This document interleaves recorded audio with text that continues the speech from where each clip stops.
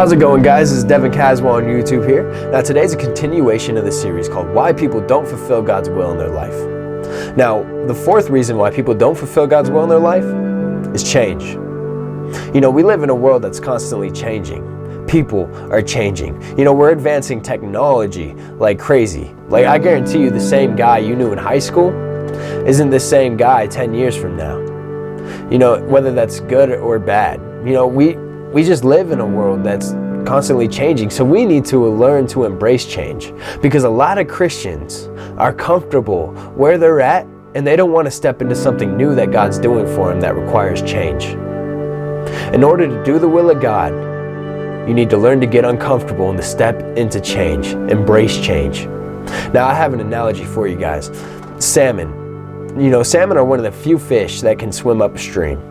But salmon are also capable of adapting, whether to live in the ocean or to live in the stream. And their bodies can adjust and adapt to live in each of these, because living in the ocean requires a different body temperature than living in the stream.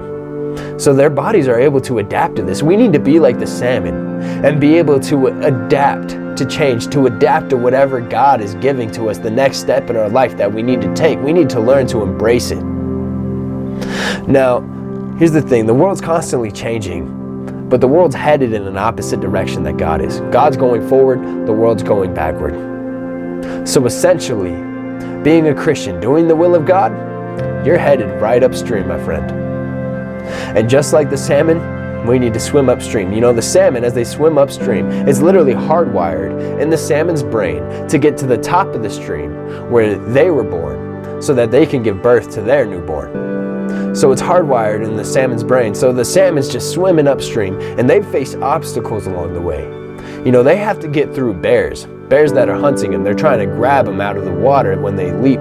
And they had to face big waterfalls. They had to climb sometimes waterfalls that are 10 to 15 feet big. And so they have to get through waterfalls. They have to get through tight spaces of rock and all sorts of things, all sorts of obstacles, big and small. When you head upstream and you're doing the will of God, you're going to face obstacles. The enemy doesn't want you to fulfill the will of God. He wants you stopped in your tracks. He's going to send you roadblocks. He's going to send people that are going to target you. He's going to do anything he can to delay you from fulfilling the will of God. That's the last thing the enemy wants. And just like the salmon, how it's hardwired in its brain to get to the top of the stream, God's will in our life needs to be such a focus in our life that it's practically hardwired in our brain to fulfill it.